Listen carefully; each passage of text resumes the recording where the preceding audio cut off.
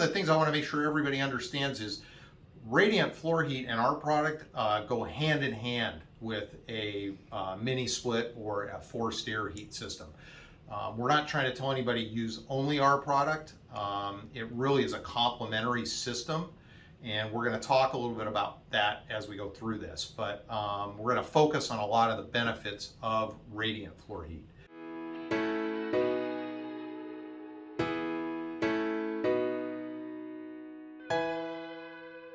What does it mean to be warm? How does your body experience being warm and comfortable?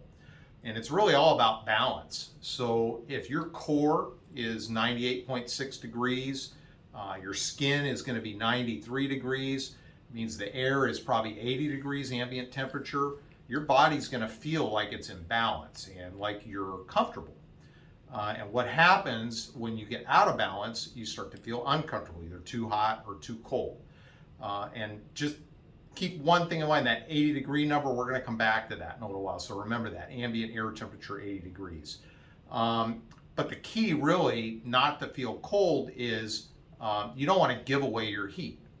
So what happens when you have a cold surface like a countertop and you have a paper towel and you're cleaning that countertop, we have a slide that will indicate or illustrate what happens. We have a picture of the hand, and then we have a picture with a thermal camera that shows what's happening, and the heat. You can see the cold area all around the hand and that handprint that's left, the heat that's stolen from your hand.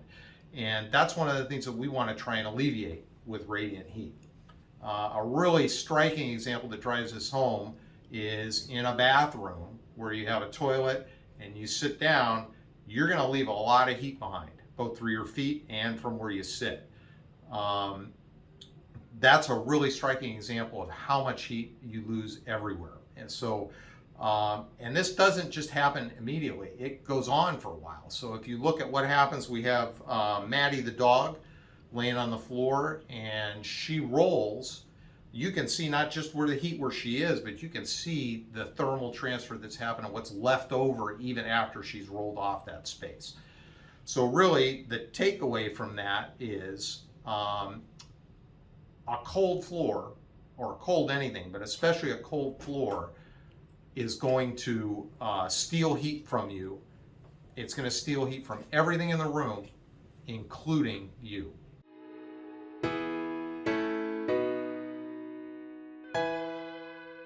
So the way a mini split would heat a room, including a tiny home, blows hot air into the space, and what that's going to do is create a warm area right where it's blowing the heat. The further it gets away from that heat is going to diminish. So you might have 130 degrees right where it's coming out, and it could be 65 or 70 degrees at the other side of a tiny home. You're also going to have an accumulation of that heat up towards the top of the tiny home. But the takeaway from this is it's not even. And once that stops blowing, your refresh rate and your continued heating goes way down immediately as soon as it stops blowing.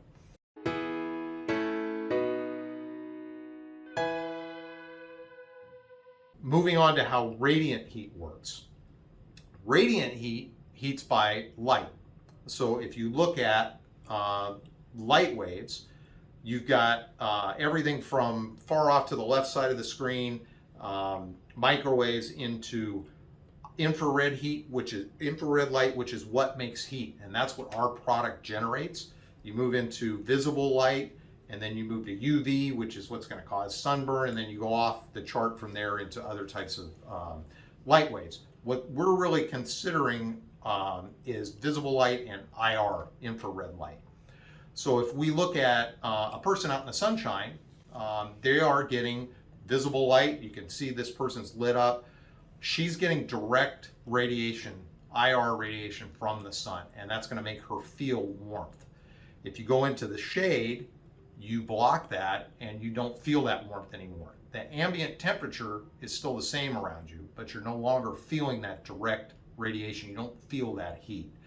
So if you compare the two side by side, you can have an 80-degree ambient temperature. That's that number we threw out earlier.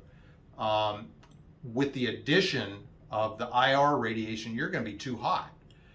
You might be okay, or you might even be cold if you don't have that radiation. So if we look at radiant heat in a tiny home, the whole floor becomes that radiation source. And it's radiating IR light, and it's hitting and warming everything it comes in contact with. You, the countertops, the toilet, the ceiling, and it is a much more even heat from the floor all the way up. And the benefit of heat rising works in concert with this instead of opposing it.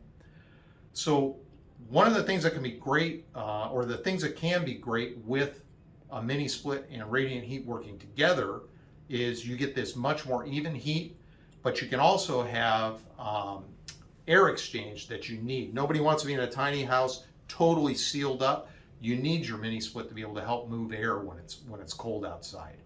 But the radiant floor heat is going to also send heat downward and keep your undercarriage drier, and it's going to provide you with lower maintenance. The radiant heat is a zero maintenance at all, and your mini split's going to run less, so your maintenance will be reduced on that as well. So the benefits all around. They really work in concert.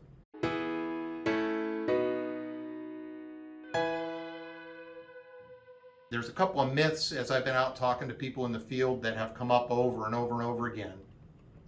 First one is radiant floor heat just takes too much power and it's too expensive. So if you look at an example, we did a partnership with a local builder, Tiny Heirloom here in Portland, and put a floor into a tiny home that they're going to do a giveaway on. They're actually giving that house away as part of a promotion.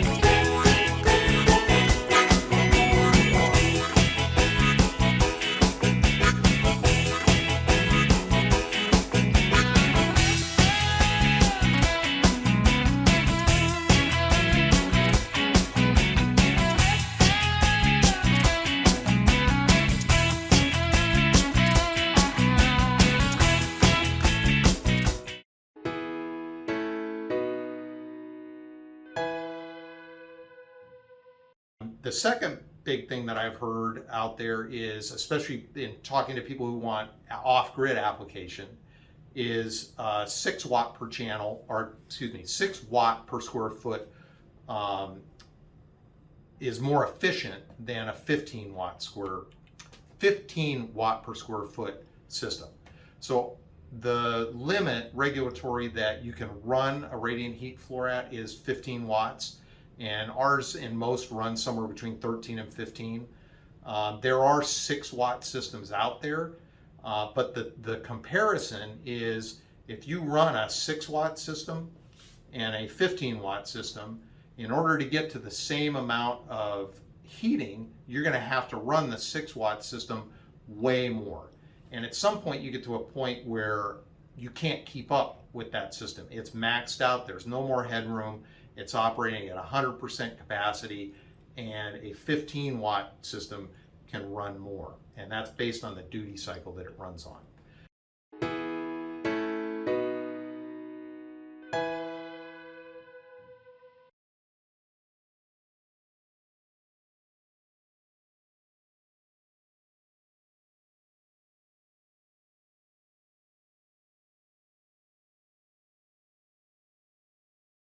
Heat is regulated, so the thermostat that's part of the system is set. It has a setting at a maximum setting of 85 degrees, and that's because most flooring manufacturers will limit their warranty at 85 degrees. So you set it to a temperature 82, 84, 85 degrees, something like that, and the thermostat will actually regulate how much the floor runs. So it runs at a consistent power, but on a 7-minute duty cycle, it may only need to run 3.5 minutes or 2 minutes, depending on the insulation in your tiny home or how hot or cold it is outside.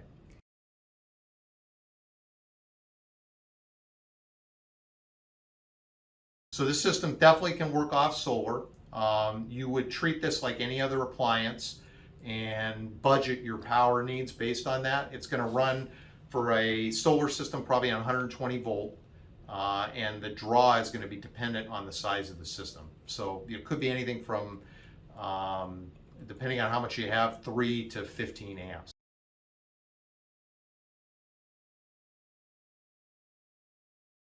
We are all electric radiant heat, which, in a tiny home, you save the weight, the potential for leaks.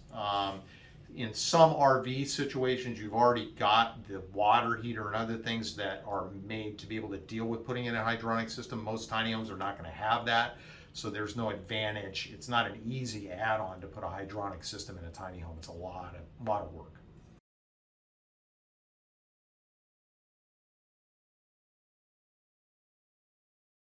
There's two things. So condensation in the undercarriage, because we're in contact with the subfloor, we're going to radiate heat down as well, and it's going to keep your moisture and condensation in the subcarriage to a minimum. In the rest of it, we are going to heat that space. You're still going to want some kind of air exchange to be able to evacuate the moisture out of that area, and that's where having the mini split and the radiant heat together is a great combination.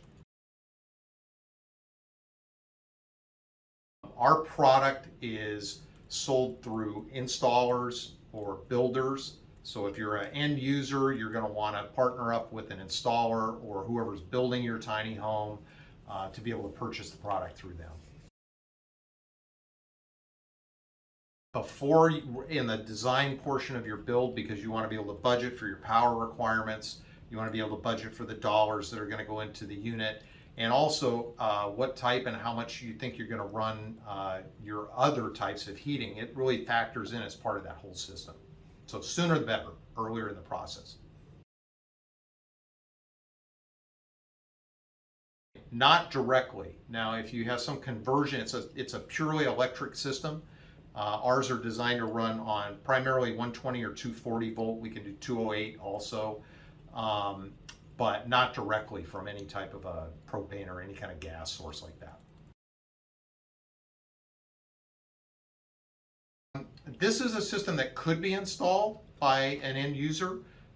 You would need to purchase it through somebody that we have set up with an account, although it's not a very difficult installation. I mean, the steps would be, if you have a wood subfloor, you're going to lay out the area where you are going to install the product, so it does not go under cabinets, does not go under built-in furniture. Like if you have a bed that's a built-in fixture, you'd lay out the panels. The terminations, each panel is going to have 2 wires with a thermoplastic encased termination.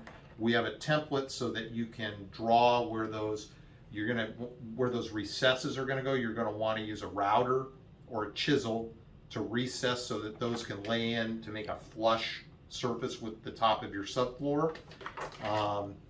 Glue the product down typically with a spray adhesive. If it's a floating floor, we recommend putting down a 6mm poly sheeting as a abrasion barrier, and then float your LVP or laminate or whatever you're putting in over the top of that. It's pretty simple. You still want to insulate your subfloor.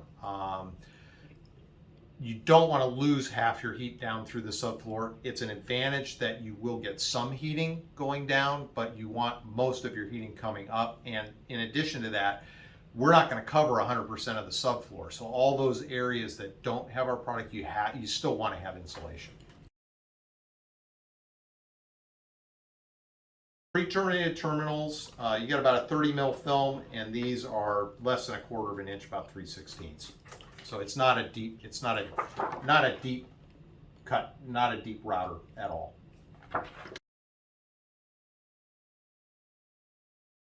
Typically, you're going to try and cover 80 to 90% of the open space. So if you have a 200 square foot home and your cabinets and your built-in bed and your shower and all that takes up half of it, you're going to have 50% of open floor space. You'd want to hold back 3 or 4 inches from the cabinet toe kicks, maybe from the exterior doors, and lay out a plan to use the 10 or 20 inch wide panels to fill as much of the rest of the space as you possibly can. That'll give you the maximum benefit.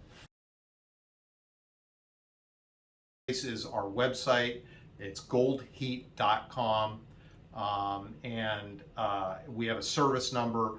My contact information is on there. You're welcome to reach out to me.